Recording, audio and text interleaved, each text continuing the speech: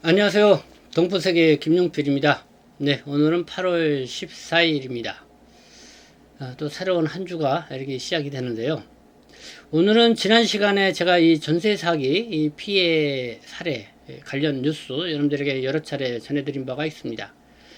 그래서 그와 관련된 또 특별 방송으로 이어서 오늘도 여러분들에게 전해드리는데요. 지난주 목요일입니다. 여러분들은 뭐 제가 방송을 전해드렸죠. 이 고홍남 씨, 이 전세 사기 피해를 입어서 이 재동포재단, 재동포청 앞에서 기자회견을 가졌죠.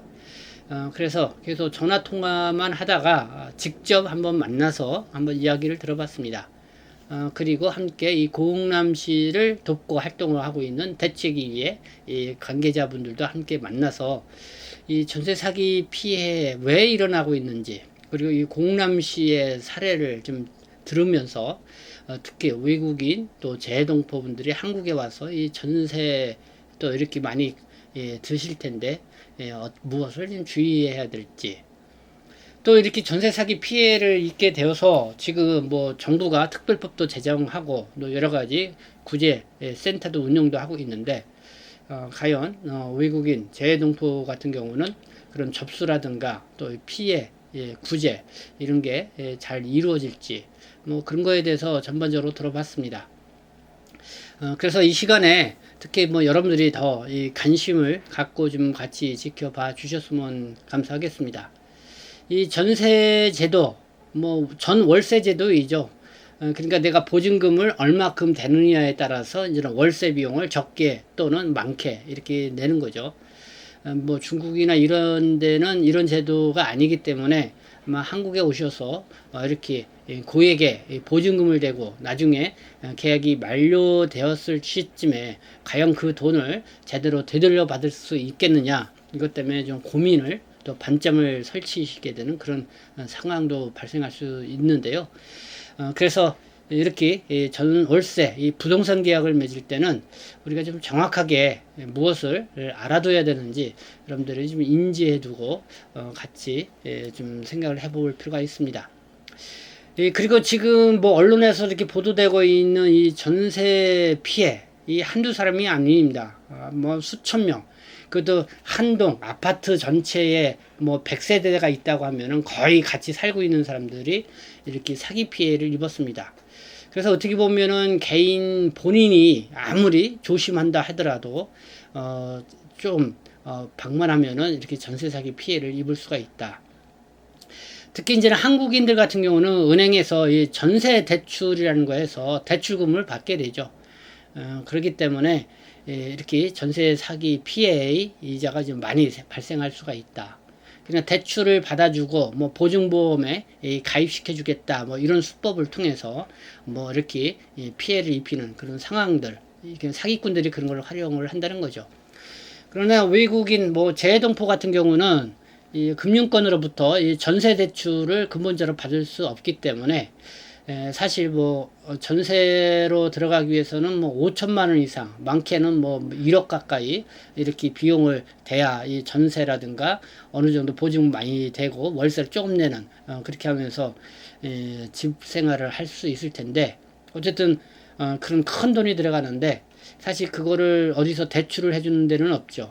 그러니까 그동안 일을 해서 벌어서 모은 돈을 갖고 이렇게 전세를 대는 경우가 많습니다. 그래서 이 한국인들이 상당히 많이 이 전세 피해를 입은 반면에 이렇게 외국인 재동포들의 전세 피해자가 그렇게 많이 나타나지 않는 것은 아직까지는 그래도 이 거액의 비용을 대서 보증을 대고 이렇게 전세 생활을 하시는 분들이 많지 않기 때문에 그렇지 않은가 이런 생각이 듭니다. 오히려 또 그렇게 전세를 들 경우 오히려 구매를 하게 되면은 그 집을 담보로 은행 대출도 받을 수 있기 때문에, 그래서 뭐 아파트나 뭐 이런 거를 오히려 구매해서 이렇게 집을 마련하시는 그런 분들도 오히려 더 많은 것 같습니다. 그래서 뭐 그런 상황인데요.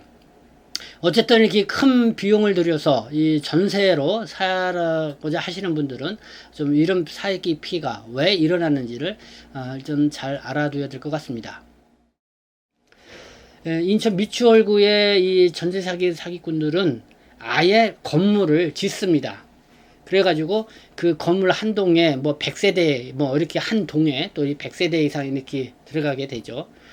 그래서 이제는 거기에 전세를 살기를 하는 사람들 대상으로 이제는 홍보를 하죠. 그렇게 하면서 이제는 은행권으로부터 전세 대출도 받아줄 수 있다. 그리고 보증보험에 또 가입도 시켜줄 수 있다. 그러니까 세입자들 입장에서 보면은 또 은행 대출도 받아줄 수 있다고 하지. 그리고 또 보증보험에도 가입시켜준다고 하지. 그러니까 뭐 여러 가지 힘으로 들어가도 큰 피해 볼 게 없다, 안전하다 이렇게 생각을 할 수 있는 거죠. 근데 여기서 발생하는 이 문제점은 그거죠.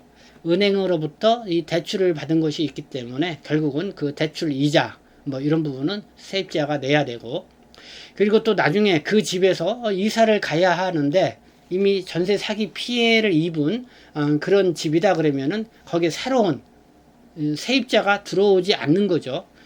그렇게 돼 버리면은 은행 이자는 은행 이자대로 계속 내야 되고, 그 다음에 거기서 계속 새로운 세입자가 들어오기 전까지는 거기에서 계속 살 수밖에 없는 그런 환경에 처하게 된다.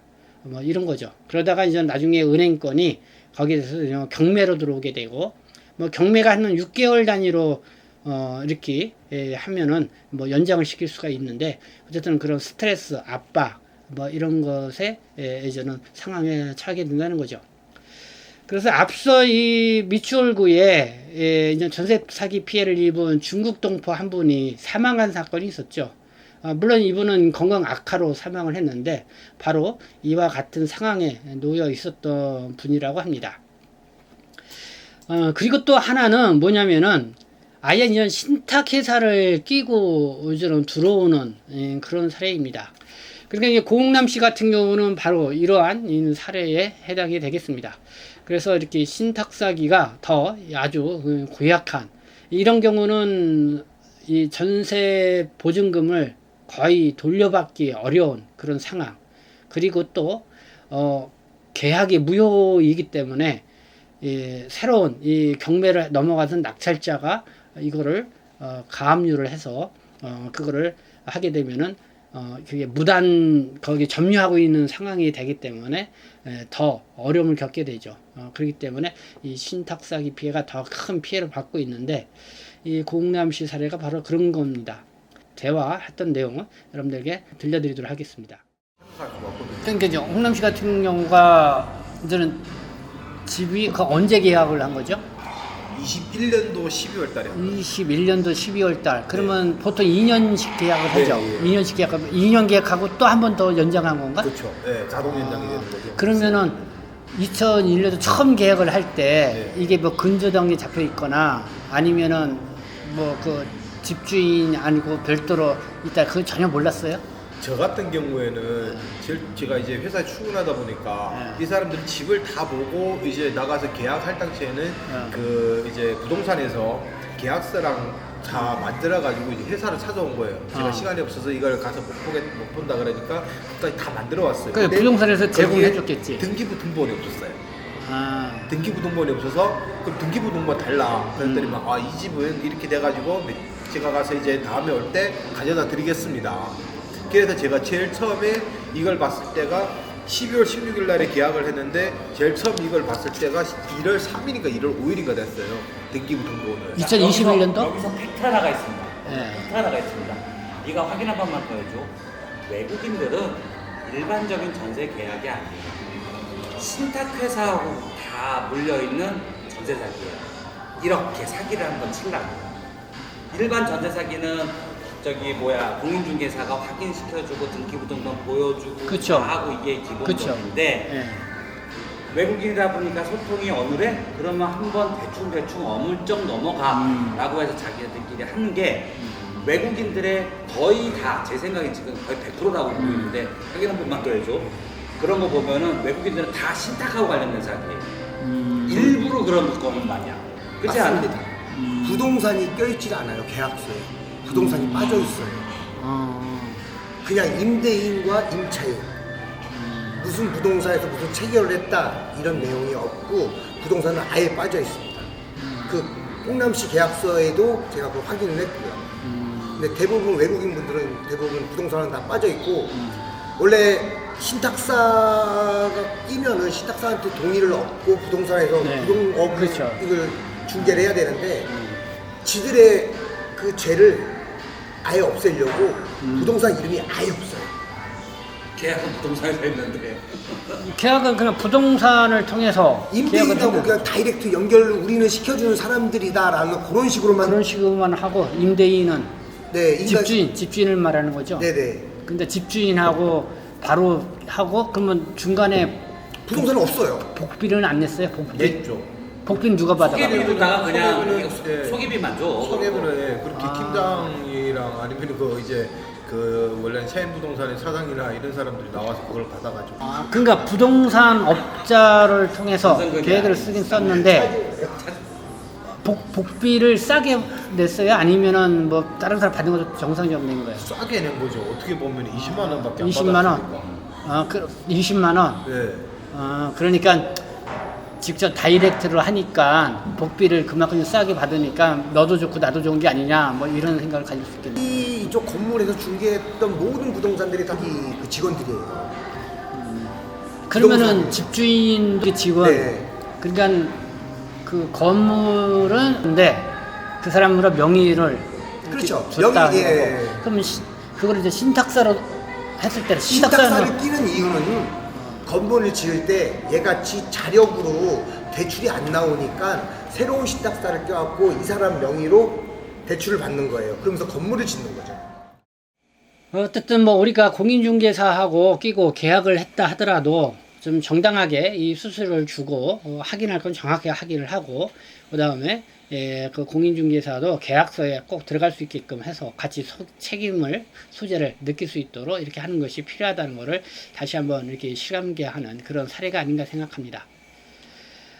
제가 이 다음 방송에는요 이렇게 전세 사기 피해를 입었는데 과연 외국인 이 재외동포의 경우 뭐 피해 신고라든가 접수, 구제 이런 것들이 또 제대로 이루어지고 있는지 차별 없이 이루어질 수 있는지 그런 부분에 대해서 한번 좀 여러분들에게 말씀을 드리고 함께 또 생각해보는 시간을 갖도록 하겠습니다. 네, 지금까지 시청해 주셔서 감사합니다. 저는 동포세심 대표 변장 김용필이었습니다.